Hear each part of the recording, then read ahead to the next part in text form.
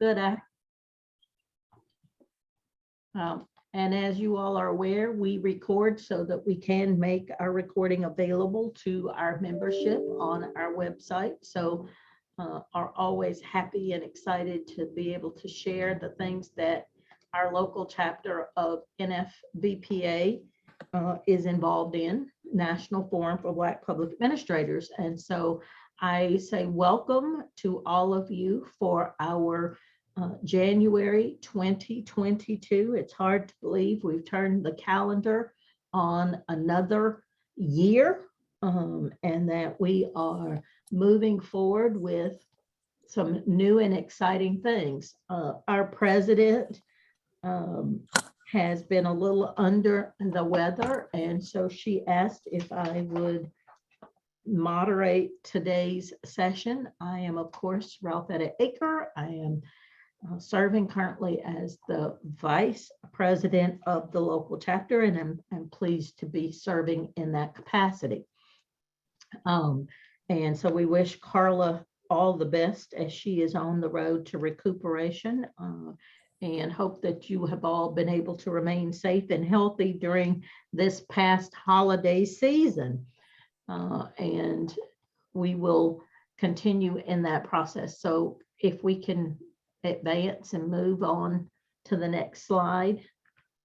Today we have a couple of things that we will review and talk about. I'm going to go over a few opportunities for engagement. We'll talk about our status with our chapter elections, and then we will have a presentation by Mr. Wayne S. Jackson, who I will more formally introduce at the time of his presentation. But we are so glad to have him with us and his willingness to say yes and to provide us potentially with some opportunities to put our leadership into action.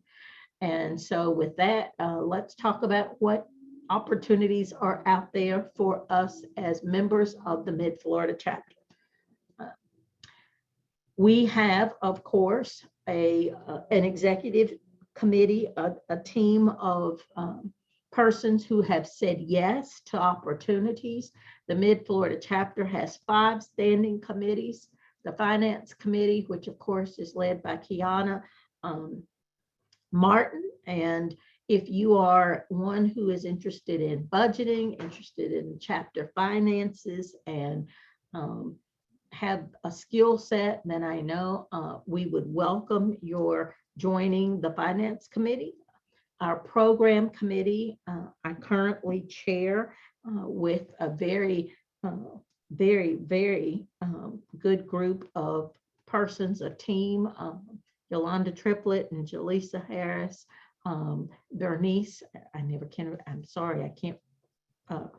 Berenice, who is a current UCF student, and we have a second UCF student who will be joining the programming committee going forward. So if you have an idea for a program or for a presentation, or you know someone that you'd like to recommend to provide a professional development opportunity, please let us know. We are always looking for and seeking those opportunities to bring new and exciting programs to the chapter. If you'd like to join that committee, let us know. Our membership committee, Shavela McFarlane, and Shavela is working with the national chapter, the national organization, to ensure we have all of those who have paid memberships on our list and our friends of the organization, those of you who may be considering a membership but have not done so as of yet. Shavela is available to talk with you about how you can join the local chapter, the national organization. So please reach out to her in that process. Our communications committee, Carol Clark, heads that, and they have updated. If you have not yet seen the new website, you should be receiving information on the chapter through Constant Contact. So they are using the most current and up-to-date technology to communicate with our members, with those in the Central Florida community about who we are and those things that we are involved in. They are looking for new members and are seeking persons to volunteer with them. And then Jaleesa Harris, of course, does an excellent job in keeping us informed and connecting us with the University, particularly of Central Florida, currently in our College Relations Committee, and building that network with the next generations of public administrators. So we ask you to look at those groups and take into consideration any and all of those opportunities to serve. Of course, NFBPA is known for our annual forum. Shavela says she is listening but unable to talk during the meeting. So if you need to reach out, Shavela, will you put your email possibly in the chat? So if there are those who might want to reach out to you concerning membership, they can do that. Forum 2022, we are saying save the date, Prisms of Possibility, March 30th through April the 3rd, 2022 in Grand Rapids, Michigan. And I will say that the early bird registration ends at the end of this month. As it stands right now, plans are still underway for an in-person forum at the end of March and the first few days of April. So I would ask you to plan accordingly and to strategize and think according to your personal decisions about forum. But please, if you are able and willing, it is available to you. It is a wonderful opportunity to network, to build professional development, to have an opportunity to hear from some nationally known speakers, and to build skills that you may not have an opportunity to do in any other type of venue or any other. I'm sorry? WATTS. Someone needs to mute. Mm-hmm. Tim, is that you? 1969. 1969. Oh, it's not me. Anthony? Huh? They took care of it. Okay, thank you. I don't have my membership or my other screen up and available. So forum March 30th through April 3rd. Beyond that, Lorenzo, are you available to speak and to talk in regards to the chapter election of officers? Yeah, if you would, please allow me just a couple of minutes briefly to give a quick update. Please. Okay, I think there's a slide, the next There slide. is a slide. Maybe. Oh, let me just, yeah, there we go. Thank you. Okay, yeah. Back in November, our president convened and presented a nominating committee as appointed, that was appointed in compliance with our bylaws. The nominations were received, and so just to give you a quick update, the ballots will be distributed in January. I must give you a brief update and a change in the original plan. We had hoped to have the ballots distributed by January 15. However, we are requesting perhaps a week to 10-day delay because during the holiday period, we were processing and going according to the schedule, but we did not get concurrence with all of the nominees. Before a person is placed on the ballot, we contact them to see if they will accept or deny the nomination. We had a great array of members that were nominated for positions, but we needed to get their concurrence or acceptance of the nomination. So that was still outstanding. And I must apologize that we sent that out perhaps on a Friday, or maybe it was Wednesday. Anyways, it was a non-traditional time, and perhaps it may have gotten lost in email. So I will personally contact those outstanding nominees that have not replied, maybe by phone call or email today, so that we can get this process closed out and get those ballots distributed. We have a draft ballot in place, but we're just waiting on the acceptance of all of the nominees. So that's just a pending thing at this place. But the plan is to go according to the schedule, that we will have the ballots distributed by the end of January and be in full adherence to the schedule that you see presented on the screen here. I just want to say we appreciate the nominations from everyone. We had a broad and robust receipt of nominees, so that's really appreciative, and we look forward to providing that information in the near future. We'll be communicating with our communications group to present these ballots, and a draft ballot is there, but we just need to confirm that all of the nominees have accepted their nomination. So we'll get that this week, and we'll get those ballots out in short order. Are there any questions? I want to let you know that due to the fact that one of the people on our committee was nominated for an office, they had to be, of course, removed from the nomination committee. So we will be soliciting the membership for an additional person, because in accordance with the bylaws, we will need at least a minimum of 3 people on the committee. But because we've had to dismiss some of the members because they were nominated, we will get back in compliance. So that's just it. If you have any questions, feel free to give me a call. My telephone number is, of course, 407-836-4290, 836-4290. If you have any questions, I'll be glad to provide a response to that. And just give me a call if you just have a question or maybe want to make a suggestion, and we'll be glad to entertain that. Thanks.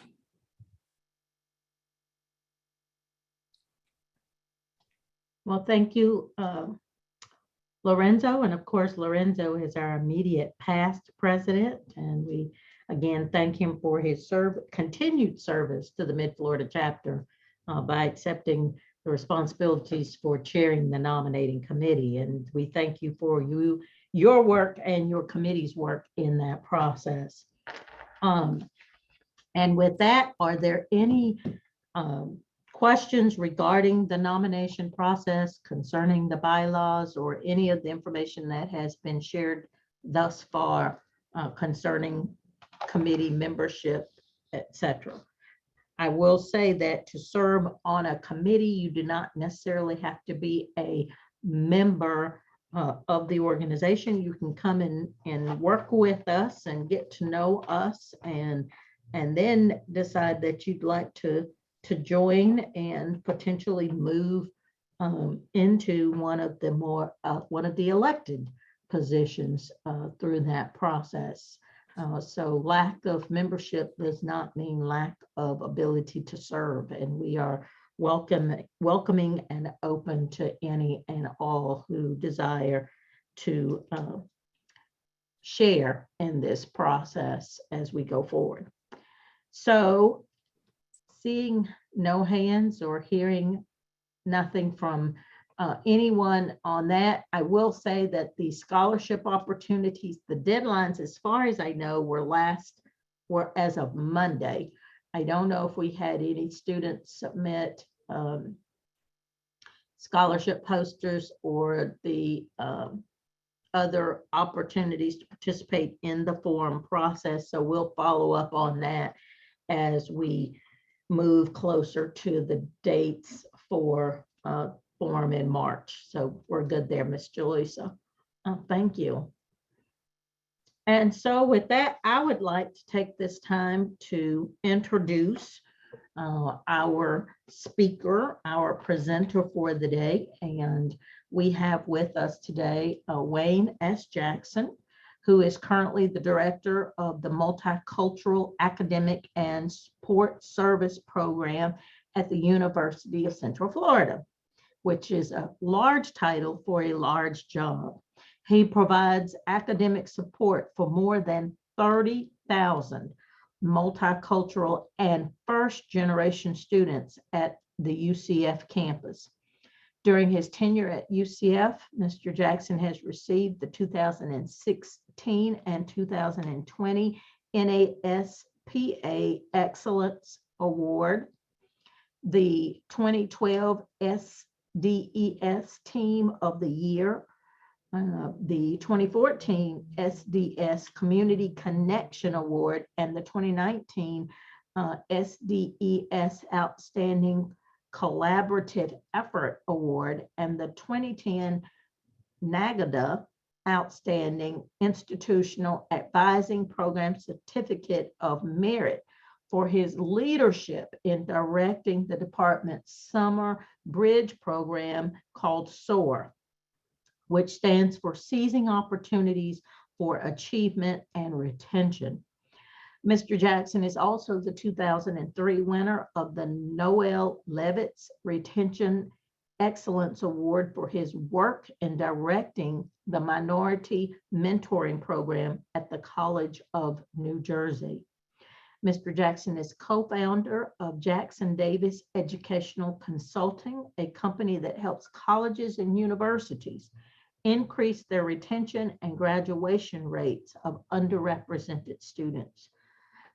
Mr. Jackson has been married for over 30 years and has 3 sons, Emmanuel, Teroy, and Joshua. And so without further ado, and it is indeed my pleasure, and I feel privileged to be able to introduce to you all Mr. Dwayne S. Jackson, and to give him an opportunity to talk about his program and how we as the Mid-Florida chapter might become more involved with the programs that he offers to the UCF students. Mr. Jackson. Well, thank you very much. I appreciate it. I'm happy to be here. While I'm talking, okay. I will pull up my PowerPoint and we will go ahead and get started. I'm hoping, can you see my screen? Yes. Yes, sir. Okay, great. So let's get started. So I'm the director of the Multicultural Academic and Support Services Office. My 2 assistant directors are Miss Tammy Nadeau and Miss Josefina Rosario. And so we are located in the Student Union 207. Currently, if you're not familiar with UCF, and most people are, we currently have an enrollment of over 71,000. As a matter of fact, it is exactly 71,471 students. The interesting thing is across the country, many colleges and universities are seeing a decrease in the number of students that are attending their colleges since the pandemic has taken effect. It is the opposite at UCF. We have seen an increase in the number of students. 2 years ago, we were at about 69,000 and now we're at 71. So we're continuing to grow. And I think it says a lot about what we're trying to do for students and the reputation that we have, not only in Florida, but also across the country. Just to give you an idea of some of the demographics, 47% of our students are students of color. That would be African-American, Hispanic, Asian, and Native American. And then 22% of our students are first generation, and we'll talk a little bit more about that. And then you can see some of the intersectionalities. And so some of the student groups, our freshman students, we call FTICs, Mr. which are Jackson? first time in college. Oh, sorry, I don't mean to interrupt. There's a few comments that the presenter's view is showing to us instead of the audience view. Oh, okay. So the subtitles note is blocking the Let screen. me, hold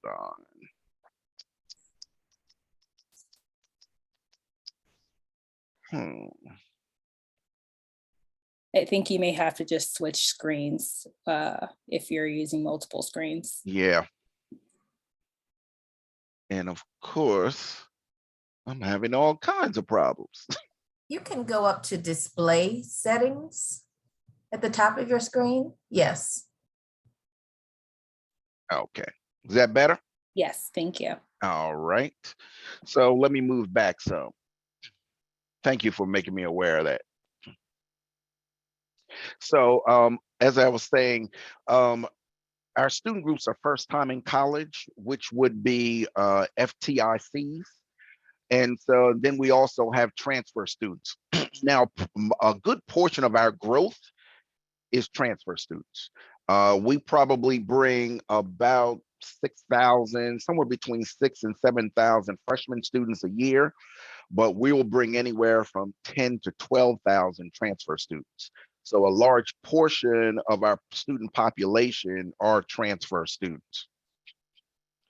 The mission of our particular office is to maximize student success by connecting multicultural students and first generation students to the university and also to our local community partners. And that's why I'm excited to talk with you today, because we want our students to not only know the different departments that are available at UCF, but we also want them to know all of the different opportunities that are available to them outside of UCF. And so our vision statement is to be a national leader for multicultural and first generation student support programs and advocacy. And I'll talk more about that as we move into our presentation. So students that we serve, and you can see the list there: first generation, first time in college. We have a DACA Dreamer program. We serve our Pell eligible low income students, foster care students. We work with homeless students, disabled students. We actually have a multicultural collegiate male program, and we also work with out of state students. So as you can see, we're kept relatively busy here at the university. Reasons why students should get involved is because we're trying to help them be successful. The whole objective of what we try to do here at UCF is helping our students be successful by getting them connected, as our mission statement states, getting them connected to not only our department, but also getting them connected to the different departments and faculty members and community agencies that are outside of the university, because we want our students to be well-rounded. You know, one of the things we tell our students is not what you know, it's not who you know, it's who knows you. And so as we go through, we'll talk about some of the ways that we try to help our students. But the ultimate goal for what we are trying to do here at UCF is to make sure that our students persist and that they graduate. That is the ultimate goal. And so what we have found out is that amongst the country, UCF ranks within the top 10 in graduation rates for our African American students and also for our Hispanic students. And so we are, part of our efforts in our office is to really help our students be successful so that they can graduate from the university. So let us move into some of the programs and services that we offer here in the Mass Department.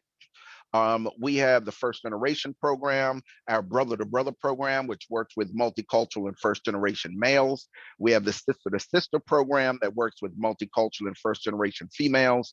Our access program, which is our summer bridge program that is designed to help students that might not necessarily meet the GPA or the SAT requirement, but we think that they have what it takes in order to be successful here. And so our access program is a program that is designed to provide them an opportunity to come in during the summer to prove that they can be successful here at UCF. And if they maintain or meet all of the requirements through the access program, they are invited back for the fall semester. We also have the Multicultural Transfer Program, our Night Alliance Network, which works with foster care students, and then our Latinx and Hispanic Student Success Program, and working with our Latinx students here at the university. So some people might ask, well, what is a first generation college scholar? And so a first generation student at UCF is a student whose parents or guardians have not received a bachelor's degree. And so these are individuals who are coming in, and they really, for many of our students, have received no help from their parents because their parents have not been able to understand what it's like to come to a four-year institution. And so many of our students say, you know, coming here, I am just lost. I'm lost in regards to who to talk to. I'm lost in regards to what services are available. And so our office is that stop for many students that are here. And let me just emphasize one thing, because sometimes people get confused with a first gen student. The emphasis here is a student whose parents or guardians did not receive a bachelor's degree. So students say, well, you know, my parents were, they attended a four-year, but they did not graduate, or my parents have received an associate's degree. That in order to not be a first gen student, their parent or guardian had to receive a bachelor's degree. So if they went to a university but didn't finish, or they have an associate's degree, that student is still considered a first generation student. And our first generation program is recognized nationally. We are what is considered a first forward institution, which means we have one of the best first generation programs in the country. And so some of the things that we do is we provide guidance and support and counseling and resources. We actually have a graduation recognition for our first gen students. We offer workshops and all those things that we understand first generation students need here at the institution. Because we are so large, one of the things that we understand and realize is that we have a lot of first generation students on our campus. We roughly have anywhere from 12 to 13,000 first generation students that are here. And so one of the things that we've also developed, because what we found out is a lot of our first generation students do well, we've also developed a first generation honor society to recognize those students who have done well academically here at UCF. Some of the things that we try to help our students is helping them emotionally, helping them overcome adversity, because we are a large institution and many students come here and they're like, wow, this place is big. And so what we try to do is take this large institution that we have here and make it smaller for our students. And so we do that through all of the things that we talked about in the previous slide in regards to helping them to be successful here and helping them be aware of everything and all of the opportunities that are available to them at the University of Central Florida. We talked about our Brother to Brother program. We have a male student success initiative. Our Brother to Brother program is our primary emphasis. We also have the Collegiate Male Institute, which kind of provides workshops for our male students. And through this, we work with our multicultural and/or first generation students. Our Brothers on the Rise is something that we developed back in 2018. And we developed this with Oviedo High School, where our guys from UCF will go to Oviedo High School and they will mentor some of the multicultural first generation students that are there at Oviedo High School. Because of COVID, we haven't been able to re-implement that, but we're looking forward to doing that in the future, because it provides our students an opportunity to work with the community and help others, just as the institution has helped them. Also want to say that our program was recognized about 2 years ago as one of the best programs in regards to retention in the country. So our African-American students here are retained first to second year at roughly about a 90% rate. And so 90% of the African-American males that are coming to UCF come back for their second year. And so we are really excited about that and the work that we're doing in really trying to help our males be successful. As a matter of fact, we also do various excursions. And so in April, we are taking some of our males to the Men of Color Conference at Clemson University to really try to help them and develop their leadership skills. And that's also one of the things that we try to do in regards to develop their leadership. Many of our males start with us and then they go on to be presidents and part of e-boards and other student organizations that are on campus. And then we also provide them through our Collegiate Male Institute. We provide them with academic skill building, mentorship, leadership development, career readiness, and social justice advocacy. And so what we're trying to do is really help develop our students so that when they leave UCF, they can go out and they can really be an attribute to society. I kind of mentioned our Brothers on the Rise that we work with Oviedo High School and really trying to help them. As a matter of fact, before COVID occurred, the program was so successful that Oviedo High School asked us to expand it, because what we found out and what they found out is the students that were in the program, because of the mentoring from our our UCF peer mentors, the GPAs for those students went up, and those male students were in less trouble after the peer mentoring program was developed as compared to before. So we're hoping to get that off the ground once we can get by this pandemic and really begin to reinstitute and re-implement that program once again. Our sister to sister program is similar to our brother to brother program in that we're trying to help, our females that are on campus and really trying to help to develop them so that they can become those leaders in society, as well as helping them to develop leadership here at the university. Our Night Alliance Network is a program that is designed to help our foster care youth. And one of the things, just like first generation students, many of our foster care youth come in and they really have no idea what to expect, what is college about. And so our program is designed to assist them and help them to be successful here. We have probably some of the highest retention and graduation rates for foster care youth in the state of Florida. And that is because of the work that we do and really trying to help them in making that transition from either the high school, but many of our foster care students are coming from the community college or the state college, and really trying to help them make that transition from where they are to UCF and developing successful paths for them so that they can go out and be a success in society. Because as I had mentioned before, we have quite a few multicultural students, in particular those that are transfer students. We have our multicultural transfer student reception that we do, and then we do multicultural transfer talks, where we're trying to help our multicultural students who are transferring from the various state colleges, both in Florida and outside of Florida, have a successful transition to UCF.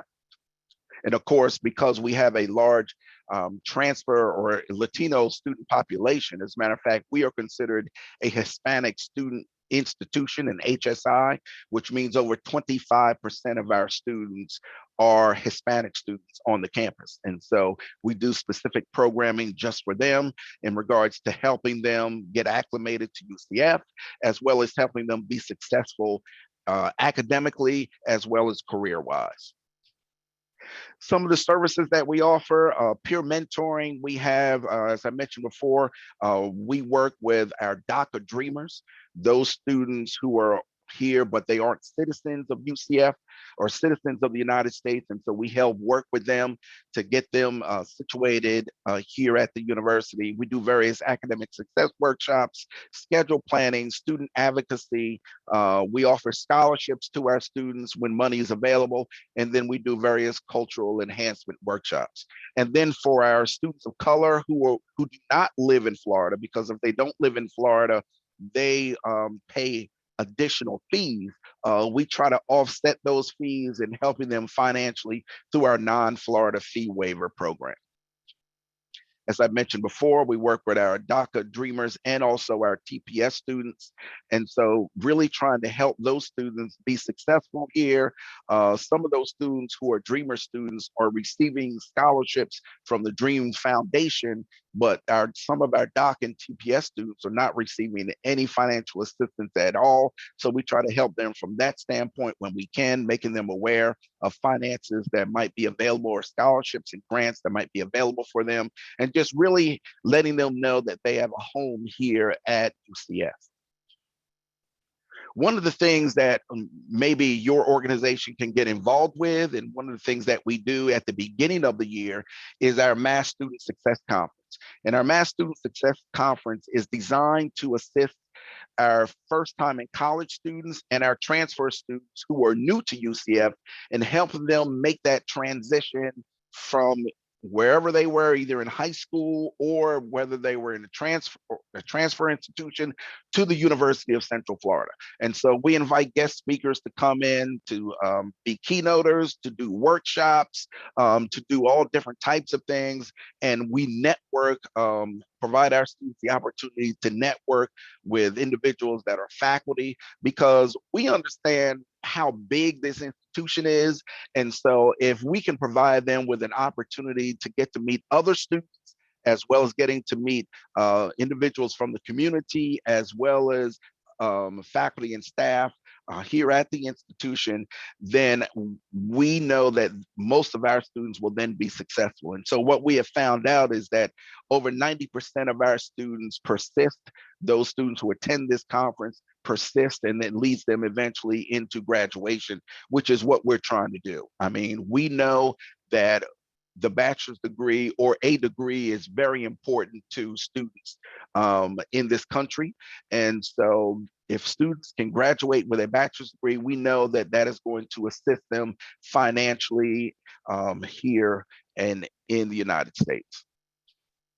One of the other things that we do that because of COVID, we haven't been able to re-implement is our Lunch and Learn program, because we are trying to, once again, help our students to network, not only with faculty and staff, but also with any opportunities outside where they can just go to lunch and really talk with individuals that might be able to assist them and help them in developing their career.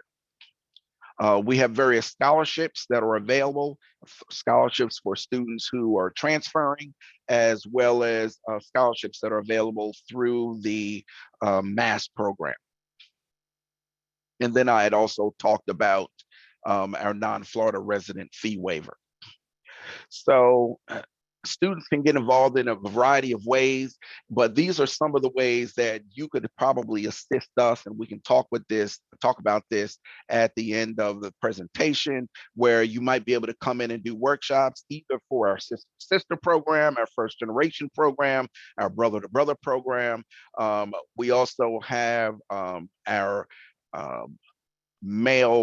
student success conference that we talked about, where individuals might want to come in and do workshops on different types of things. And so we are open to any ideas that you might have to really come in and talk with our students, either face to face or by Zoom, because we're big into networking. And we understand that if our students are able to network with individuals, it could possibly open up doors for them. And that is the objective of what we are trying to do. And so some of the workshops that you can see, normally we will send out a brochure or a flyer to our students during the course of the academic semester, letting them know about the various workshops that we might have for them that might be available during the course of either the fall or the spring semester.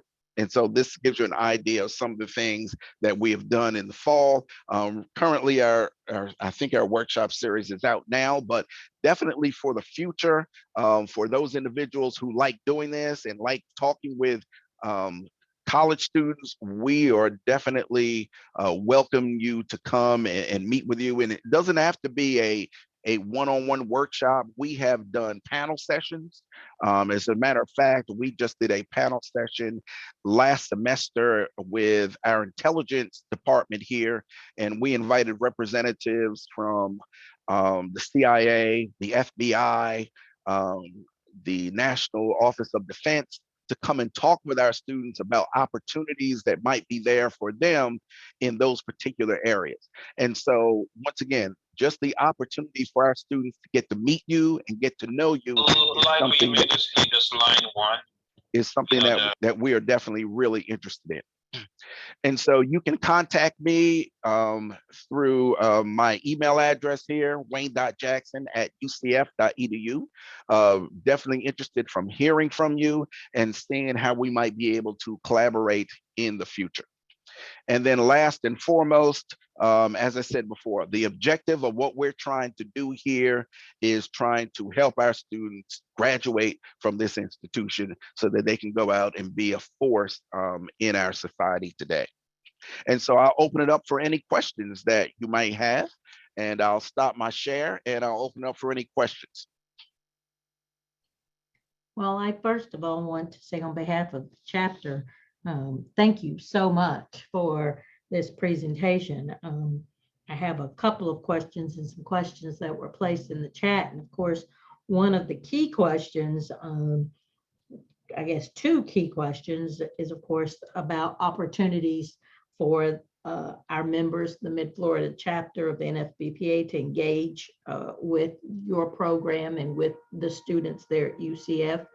And then another kind of larger question, the brother-to-brother program you have at Oviedo High School, what are the opportunities for potentially expanding that beyond? I know the proximity of the university to the high school is probably one of those driving forces for that success, but what would be some of the ways that we might be able to help to expand that program out beyond Oviedo High School to some of the other multicultural communities within Central Florida? Yeah, you're correct. One of the reasons why we chose Oviedo was because it is closer. And so one of the biggest issues for our students is transportation. It's just getting them there. We have tried to look at possibly expanding beyond that, but transportation has always been an issue. And because Oviedo is closer, that's one of the reasons why we chose that. But there have been other schools that have been trying to get us to expand beyond. And so we're looking at hopefully ways, maybe we can secure some grants, some funding, secure some vehicles, and maybe then we can then expand and allow our guys to give back, because that is one of the things that we definitely try to do. We want to try to allow our students to give back as much as they possibly can. And so some of the ways, I think I'd mentioned some of the ways that you can definitely get involved would be coming up with possibly workshop presentations or panel discussions, or just, maybe the day in the life. Some of you might have an opportunity to invite a student or students to your job and just show them around and introduce them to individuals, especially if they are interested in those particular areas. So, I mean, the opportunities are immense, and I am more than happy to sit down face to face or by Zoom and brainstorm on how we can do this. Because, the more we can get involved with the community, I think the better off it will be for our students. Wayne, it's Carol. How are you? Carol, nice to meet you. Yeah, nice to meet you too. Hey, got a question for you.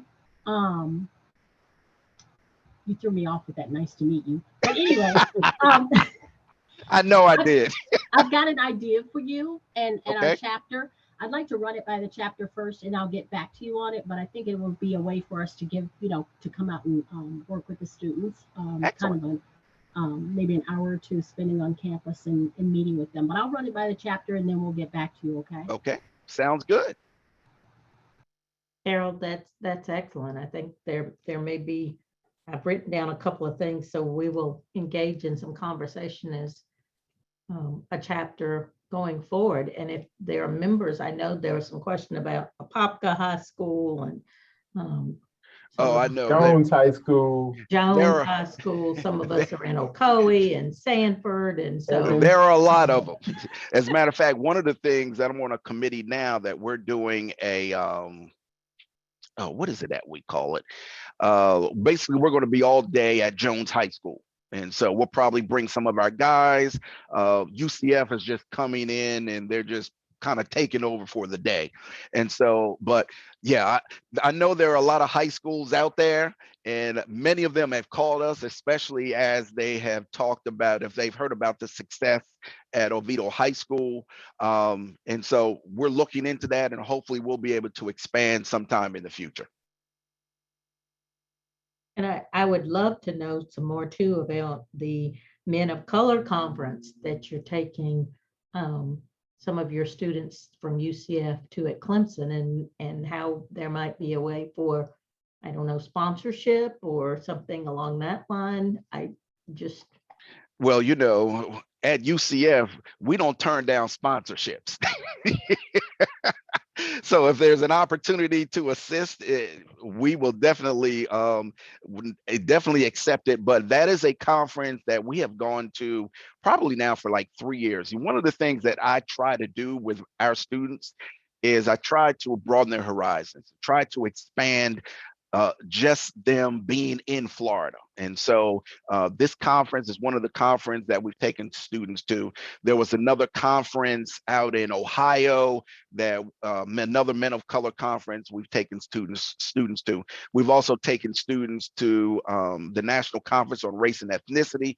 We've taken students out to Texas. We take them any number of places because I want them to know that there's oxygen outside of Florida, because many of our students have never left Florida. As a matter of fact, I remember we took some students to Ohio a few years back, and they were really excited because they looked at the weather forecast, and the weather forecast said it was going to snow. And many of our students had never seen snow before. I'm sorry. And I told them, I said, okay, we'll see what happens after 2 or 3 days. I said, because where there's snow, there's cold. And so it snowed on Thursday, and they were out there with their cell phones and, whatever they do on social media. And they were showing their friends back in Florida, I'm here in the snow. Saturday, they were like, okay, Mr. Jackson, when are we going home? It's cold here. I said, I told you. But it's that opportunity to really get to see things, opportunity to meet other people, expand their networks is really what we're trying to do for not only our male students, but mostly our students in general. Well, and I will say that, NFBPA on a national level has a number of developmental programs for young public administrators, for college students, scholarship monies that are available through our national organization. So it is, I think, a wonderful opportunity for us to be able to further and discuss more completely scholarship opportunities, partnership, mentoring, collaboration components that we can put together to reach a wider student base at UCF than we have done in the past. So yes. Are very excited about those potential opportunities and how we can build upon those. We are definitely looking forward to it. As I'm looking at the list, I see one of my former students, Tanika. I see Courtney that used to work at UCF, and excited to see them. Makes me almost feel like home. But that's what it's all about. Our students are leaving, and as I said before, helping them to become successful out there, that they are able to do not only for the community, but also supporting their families.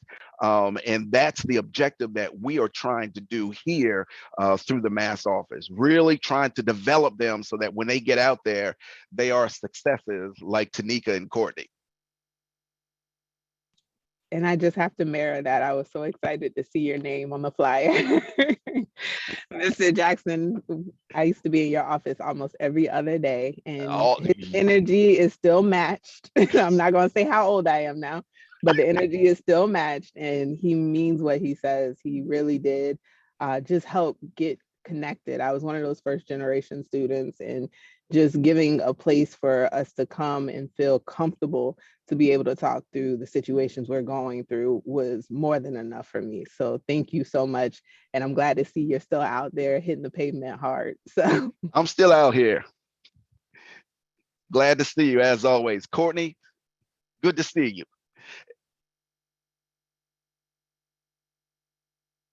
Are there other questions or comments? I would say I echo what Ralphetta said. Mr. Jackson, thanks for being here and sharing with many of us. And I have to tell you, I have my third child at UCF right now. Hopefully she'll graduate in 2 years. Tell her to come see me. Yeah, and I just text her to ask her, does she know about Sister to Sister? And somehow, some way, I've got a feeling the answer is going to come back. Yes, I know about it, and yes, I'm participating.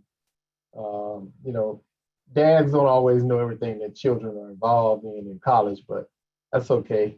Hopefully, her mom's on top of that kind of thing. But thank you for your the programs that you presented here today, and I think it gives me some ideas about potentially supporting some of this stuff, because I think it's very important, vital, And hopefully it increases the minority enrollment at the university. Hopefully whatever we can do is at NFBPA, don't hesitate to reach out to us and ask us. Well, I'm behind what you do. I certainly appreciate that. One of the things I didn't talk a lot about was just how we prepare our students for graduate school.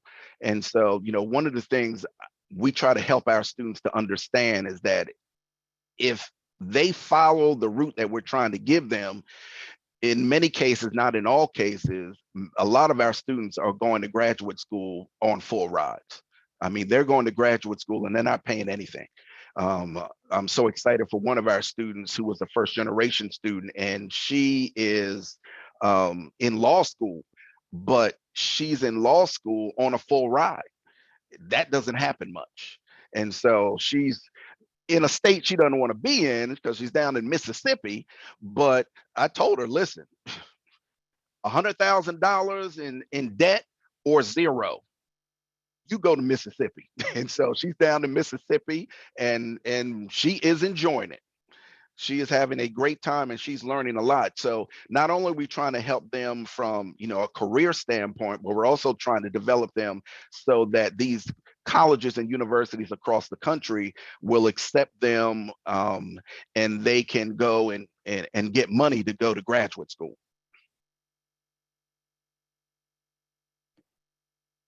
Hi, so this is Jaleesa Harris.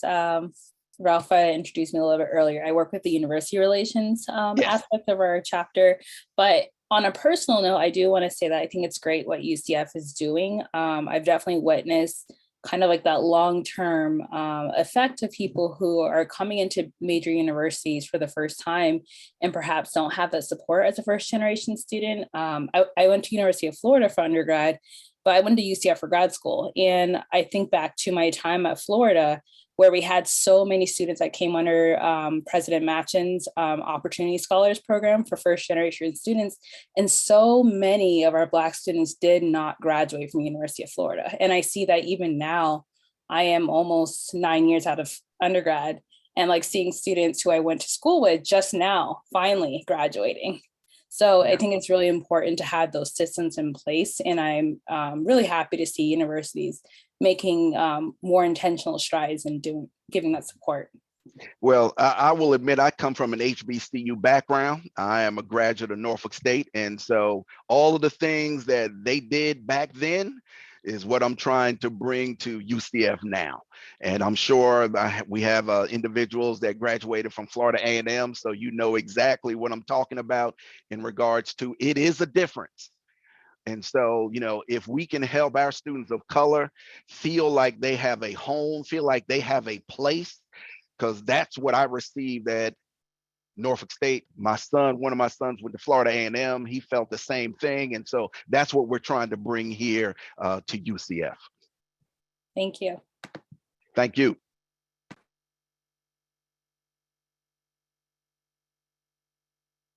Other comments, questions? Well, I don't see any. Go ahead, Lorenzo. Yes. I have one quick comment. See, you've put me on the hook there with that Florida A&M comment. But I was already know when you started the presentation, I was just so inspired by the great array and scope of things that was being presented out at the school. And I was going to have a discussion with Tim a little later because Tim knows a lot of things that are going on, but he hadn't revealed this jewel. And I know Norton Bonaparte and Byron Brooks, they probably had this knowledge, but I was just so inspired to hear the great things that are going on. And I was already inspired to become associated with the things that are going on, not only from an organizational perspective through NFBPA, but even personally in support of many things. But so you started reeling me in there with the Florida A&M comment. So I appreciate sharing this information because I also benefited being a first generation graduate from Florida A&M University. And I know that the need, but I was just inspired by you providing the guidance because we presume that students know things because we've been there and done that, but a lot of our students don't know how to get things done. They don't know the path. They want to do something, but they just need someone to guide them. So I appreciate you sharing this information with us, and we look forward to joining you in your effort to fulfill the mission out there. Well, I certainly appreciate that. Yeah, I think, HBCU grads have a special kindred, no matter whether they are Norfolk State, Florida A&M, Bethune-Cookman, it doesn't make any difference. We all kind of understand each other, except for when it's out there on the football field. Then we don't like each other. I was gonna say, it's either the football field or the marching competition. I'm not. There you go. Oh, I was yeah. gonna bring that up. Yeah. gonna Now bring let's that not up. bring that Yeah. up. He As bypassed that one, someone who Ralph played as someone who was also in the Norfolk State marching band, yeah, we'll leave that one alone right now. I'm just saying. I mean, the So marching 100 is special. they are. So we thank you so much. I was thinking when you were talking about the young lady in Mississippi in law school, the key there is to get that piece of paper, because you can take the bar anywhere in the country. That's right. And practice wherever you want to, but being able to come out with the degree is more important. So I want to, on behalf of the Mid-Florida chapter, on behalf of our president, Carla Johnson, thank you for your time today. I want to thank Carol Clark, who once again said, okay, I have another connection. Here's someone we can reach out to help the programming committee pull this together. I want to thank those members that are here and our friends of the organization who are here today to hear this. And so we know going forward into 2022, there will be some opportunities made available for us to live up to what we said today, to become more involved and more connected with the mass program at UCF and with the students that they represent. So thank you very, very much, Mr. Jackson. I thank all of you. And with that, I'm going to give you back 3 minutes of your day that you didn't expect to get. But thank you all. And we will look forward to seeing you in February. February is Black History Month. It is the month, I celebrate Black History 365 days a year, but it is the month that we emphasize our contributions to the communities and the country in which we live. So look forward to a program on the 19th of February at lunch.